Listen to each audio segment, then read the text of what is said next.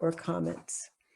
So Samir Sonti will start us off with an overview of the American labor movement and the great challenges workers have faced from our history of union busting.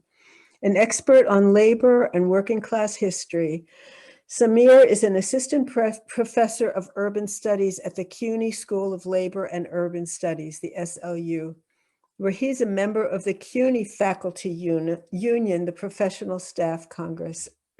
He has worked as a political organizer for the Pennsylvania Association of Staff Nurses and Allied Professionals, and as a researcher for Unite Here, the union representing hospitality workers in the US and Canada. Prior to arriving at the SLU, Samir served as a special advisor on the presidential campaign of Senator Bernie Sanders. Since 2019, he has been the books and arts editor of SLU's New Labor Forum. Samir.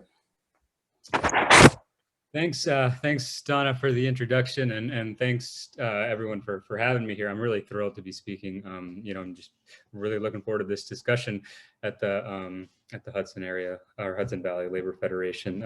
I spent a lot of time in university circles, so it's always nice to be among our sisters and brothers in the labor movement itself. So I'll be quick. I was asked to talk, just kind of provide a little bit of context, historical context for the discussion today to set the stage. And I think we're going to hear much more detail and interesting contemporary stuff from our sisters and brothers who are involved both in investment, who were involved in Bessemer and who were involved in the fight for the PRO Act. But I guess just to step back a little bit and try to understand how we got to where we are. So I think, as all of us know, all of us who've spent years in the movement know, we've been under attack for a long, long time. At this point, what is it, 10% of the US workforce is unionized within the private sector? That's something like 6%. And this is a precipitous decline from where we once were in the mid 20th century. A third of the workforce was unionized.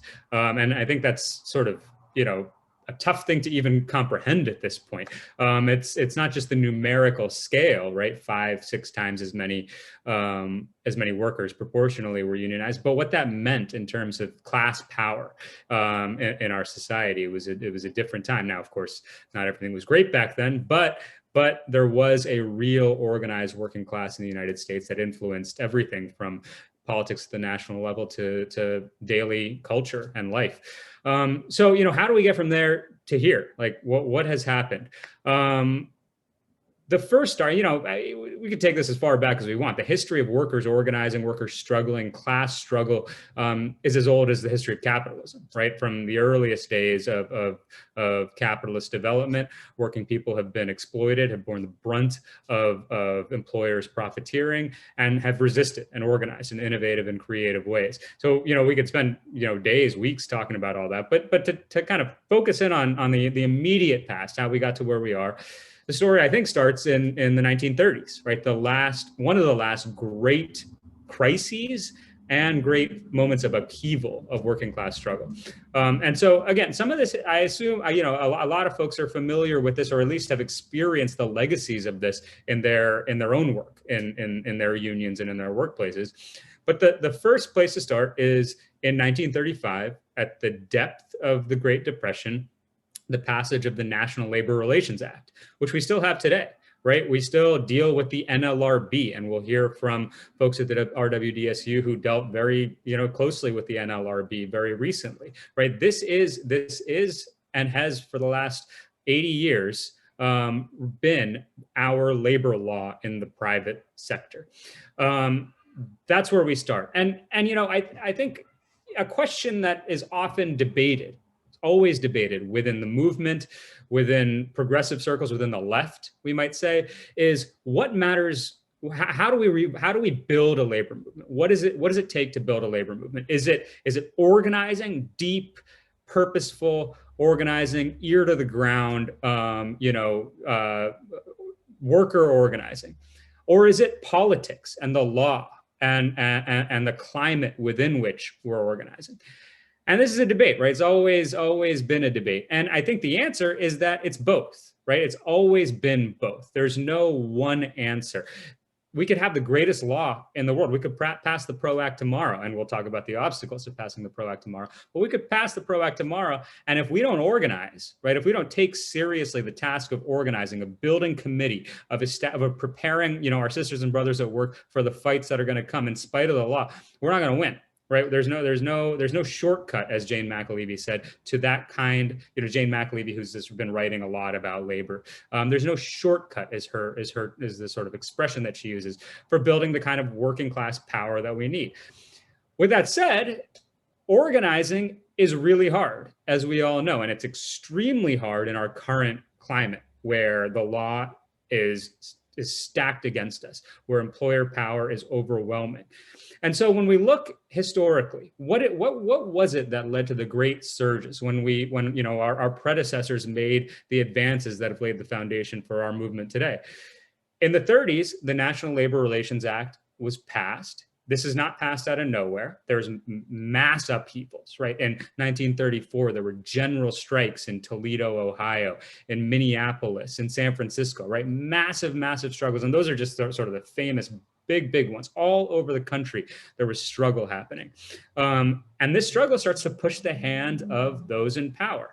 And one response, and we might still to this day, John Lewis, who was the founding president of the CIO, called it the Magna Carta of the working class, right? The National Labor Relations Act is passed in 1935. And in the years after the Wagner Act or the NLRA is passed, we see an explosion in union membership. I mean, organizers couldn't handle the number of calls or of let's say, letters they were receiving at the time by workers wanting to organize. And it grew and grew and grew. And through World War II, we see expansions, doubling, tripling of the size of the labor movement. And this persists until soon after World War II. At which point there's a managerial offensive against us. And this is something that we always have to be prepared for, right? When we start organizing, when we start building power, the employers dig in their heels and fight back even harder. And in 1947, right, this is 2 years after the end of World War II, they got their first big win with the Taft-Hartley Act, right? Which again, many of us have heard about, have dealt with. Those of us who've organized in places like Alabama have dealt with the consequences of it, right? Of right to work laws and a bunch of other, employer free speech measures that enable them to do all kinds of nasty things, hold captive audience meetings, intimidate workers, and so on. And that's their first big win. And in the years right after that, right after 1947, we see private sector union membership plateau. After levels around our current levels in the early 1930s and 1920s, 5-6%, we reached 33%, and then that's where we stopped. That was the ceiling that we hit. And ever since, private sector union membership has been in steady decline. Now, the second big moment that's often overlooked, and I assume I myself and many of us here are a part of this and a product of this, was a great surge of public sector unionizing in the 1960s. And the public sector is, if nothing else, political.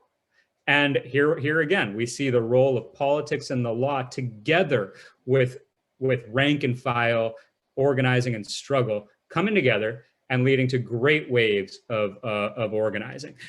And that legacy, right, from in the 60s of public sector unionization is to this day really the foundation of our movement. Today, something like 70% of union members are either public employees directly employed by city, state, or the federal government, many of them teachers, or are in industries that are highly subsidized by public money or highly regulated, like healthcare, like utilities, like transportation, right? 70% of our movement is in the public sector or in public adjacent sectors. And that is, not for nothing. There's a reason behind that. And the reason is that we're able to influence the politics of public sector organizing in a different kind of way. Now, of course, not without significant setbacks along the way, as we saw in Wisconsin a decade ago, and as we experienced with Janus a few years ago. But as we've seen in climates where we have political power, we can continue to organize and maintain our membership. Places like New York, like California, like Illinois. What happened? Why did private sector density drop as fast as it did and as sharply as it did? It starts to slow in the 50s, right? It starts to slow pretty early. And some of this has to do with changes to US capitalism, right? Deindustrialization starts to happen. Automation, manufacturing, employment starts to decline in core industrial areas of the United States. But that doesn't account for the plummet, right? That accounts for the slowing, that accounts for some amount of decline. But the real drop starts around 1980. And what happened in 1980?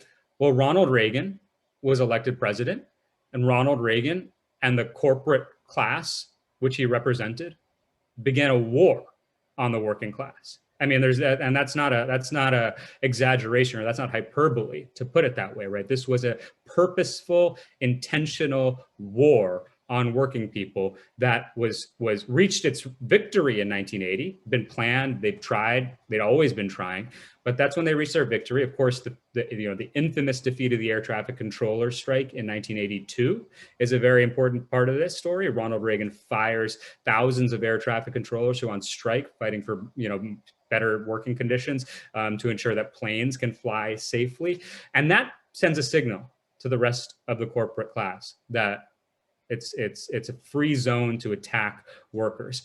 And in the 80s and in the 90s, we see intensifying offensives from the corporate class, as well as a gutting of the National Labor Relations Act. We still have this law on the books, right? The statute that was passed in 1935 is still on the books. But as we know, as any of us who've been a part of a grievance procedure or who've been a part of an organizing campaign and dealt with ULPs, the National Labor Relations Board adjudicates things all the time. And the precedents that they arrived at through the 1980s, through the 1990s, through the aughts, past decade, have systematically gutted the content of labor law to the point where it's no longer fair to call the NLRA a labor law. Really, it's an employer law at this point. That's what it is, right? It's a law that enables employers to go on the offensive against us. So what is to be done? We're going to hear a lot more about that, but it's two things. It's to continue to organize, right? And there's been great organizing over the last, there's always great organizing. And much of the organizing that I've been a part of is outside of the NLRB, right? Trying to figure out how we can build the union outside of the NLRB, the National Labor Relations Board, because we know how much of an obstacle that is. But that's hard. Right, and it takes a lot of resources, and we can't scale up to the size that we need to be through such outside tactics. We need to change the political and legal climate within which we're organizing, and that's where the other side of this comes. Reforming labor law, updating labor law through the PRO Act. So these two pieces are indispensable, right? Both of them are essential, and we right now, for the first time, certainly in my lifetime, in basically everyone's lifetime who wasn't around in 1935, we've got a shot to do it. I'm really thrilled to be a part of this, and it's going to take, those of us here today continuing to fight in order to get it done. So I'm looking forward to the discussion. Thanks again for having me.